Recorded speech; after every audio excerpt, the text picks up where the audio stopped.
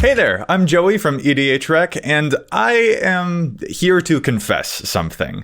On a recent episode of the EDH Rec podcast, I said it was my mission this year to slim down on the number of EDH decks that I own, and I failed at that immediately. It's been my habit for the past year or two to basically constantly be in a state of brewing something new. Some of them were decks that I actually made in paper, some of them were stuff that I only ever theory crafted online, but either way, I've made a lot of decks over the past year or so.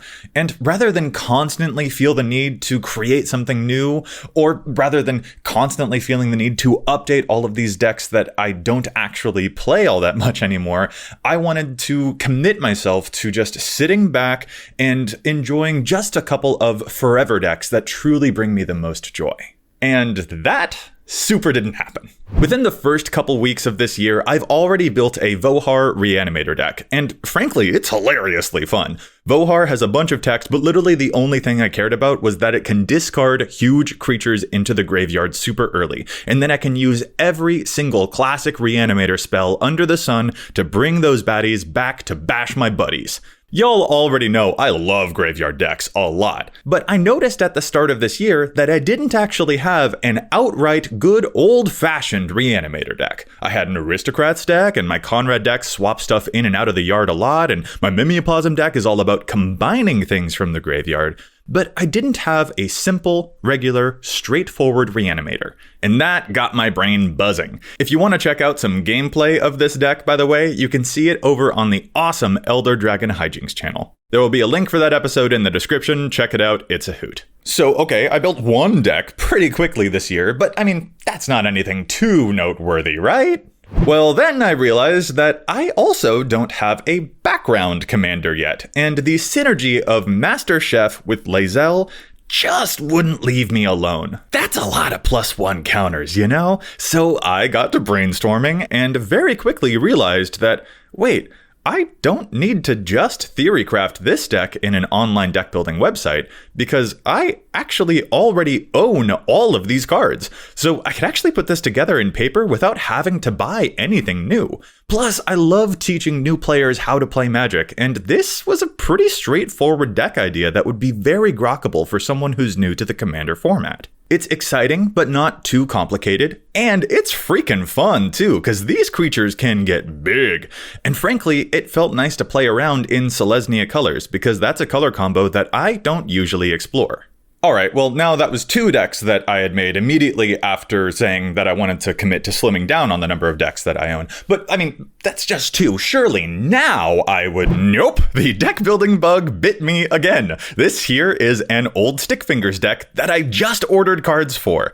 Just like with Vohar, it struck me one day that there is a new way I could potentially interact with the graveyard. I had a Reanimator deck already, and Aristocrats and all that jazz, but there was this whole group of cards out there like Splinterfright and Lurgoy for Lord of Extinction, all of which care about the sheer size of your graveyard.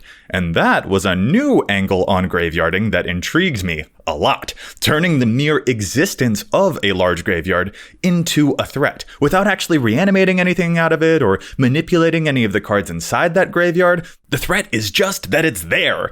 And since so many of these cards were only like 30 cents, I used a little store credit to just boop this list along and...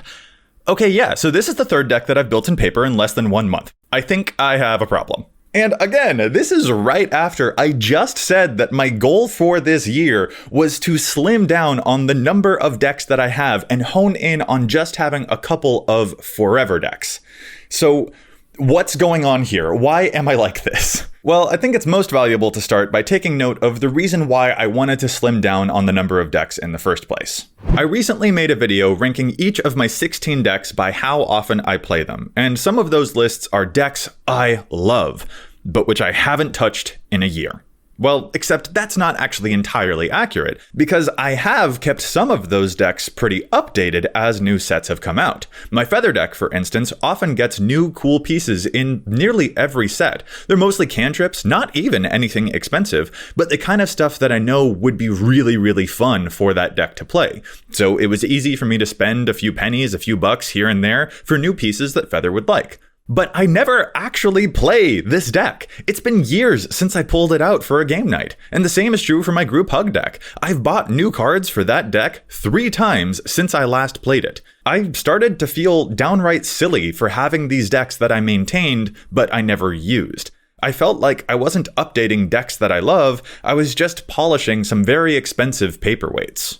And to steal an observation from one of my podcast co-hosts, it's not so much about having too many decks as it is having more decks than you can play well. If you have more than 10 decks, even if you have a game night once a week, just mathematically, it's going to take you a while before you can actually cycle through all of those things. And over the course of several months, if you haven't played a deck in 5, 6, 7+ months, then you might forget some of its intricacies. You might forget, for example, how many protective spells you have in that deck. So in the moment in game, you don't really remember, am I supposed to sandbag these spells or should I be able to use them liberally? And you aren't able to make an optimal play. And on a deeper level, I had an even bigger worry that was starting to surface. That by constantly brainstorming and devoting all of this energy to all of the new stuff, that I would end up putting even more of my old favorites into that feather camp and never play them anymore. For example, last year, on a whim, I built a Shorakai Reanimator deck, just to see whether I could build a Reanimator deck that didn't have black in it. And it was fun! You can see me play that one in an Elder Dragon Hijinks episode too. But that deck didn't stick. It was novel, but not enough to truly hold my interest. And thus, my brain was ready to move on to the next thing. And during that whole time, my other pre-existing decks didn't see much attention or any play at all. I started to harbor this nagging fear that if I kept trying out new stuff, I'd end up more or less abandoning all of my previous favorite decks because just by comparison, they would start to feel more stale. And my brain would constantly feel the need to go try out something new. That I was starting to be driven more by compulsion than by joy, and that I would end up sidelining the decks that I'd put all of my heart and soul and, frankly, a whole lot of money into. So, yeah, it actually kind of freaks me out a bit when I wound up building a bunch of new decks right at the start of this year. So if that's the case, why do I keep building all this new stuff? Well, because it's fun. Like, here's the thing. Building all of these new strategies has categorically made me a better builder, a better Magic the Gathering player. Even if I don't keep some of these lists for that long, and even if some of them were, pretty bad, the only way you learn is by doing.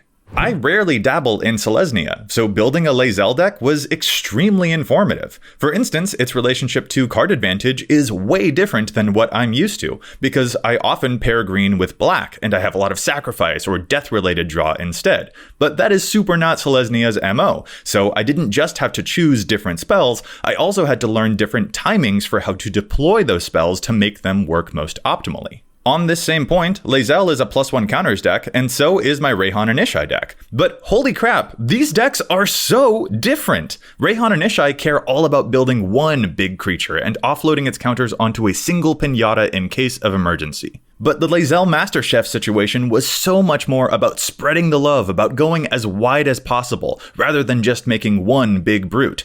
If you're not as familiar with these styles, you might just see the category of +1 counters and assume that both of these decks function very, very similarly. But the truth is that they have a lot of hidden depths and very big differences between them. And that's something I'm glad to have learned by tinkering around with both concepts in a concrete way. And all of that leads me to my final question.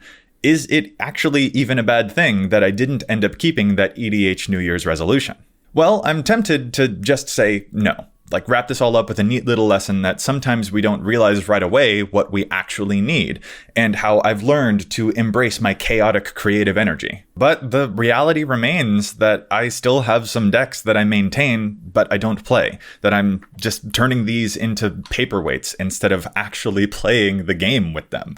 And that by focusing my energy on experimenting with new stuff, I am still pushing other decks that I know I love further and further into the sidelines. And that I miss being super excited about playing those decks too. And also, all that creative energy might be really fun right now, but over time, directing that much passion, full throttle just at this one thing, I don't know, that's got the potential to lead me to burnout. And I don't want to become burnt out on my favorite game in the world. And I know I'm not the only one out there like this. So, I don't have a nice, neat little bow that I can put on all of this mess. But I'm also not about to end this on a dour note either. So here's something that I've been trying out recently. As an example, I'll go back to my Rayhan and Ishai deck, a deck I love, one that I've spent a lot of money on, and one that I just cannot imagine taking apart.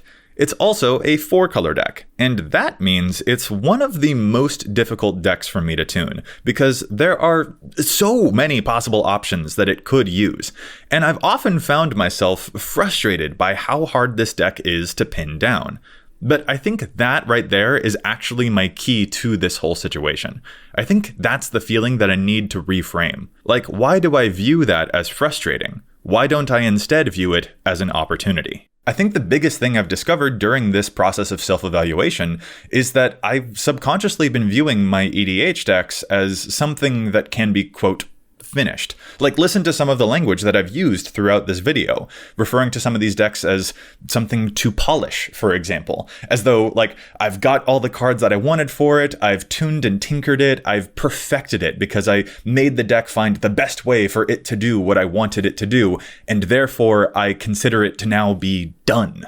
And, like, what is that? Why am I evaluating them that way? Why am I viewing it as a thing to be crystallized, to be trapped in amber and perfected? Why am I not instead evaluating them more like, for example, language, something that continues to evolve?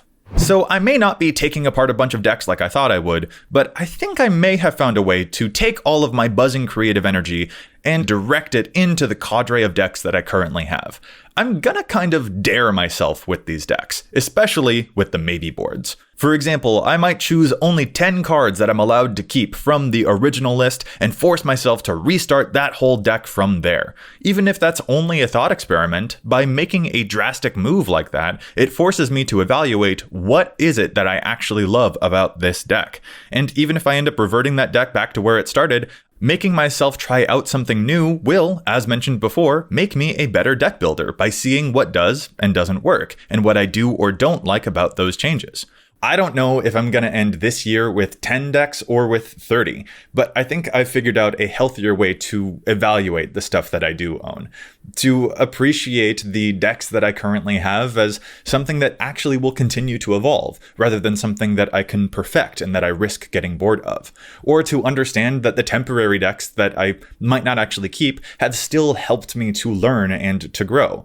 And to take all of this as a good reason not to hold on too tightly to some arbitrary resolution just because I think I'm supposed to. And to go with the flow a little bit more, and to see where it takes me, or where I take myself. So that's it from me. I know that this was a bit of a weird one, so I'd love to hear from you about your experiences with taking decks apart or being in a deck building frenzy, and how you navigate the number of decks that you have and how often you actually play them, and where your passions are directed in all of that. Sound off in the comments, do the whole like, subscribe, rate us on your podcast app rigmarole, and I'll see you in the next one. Thanks so much for watching.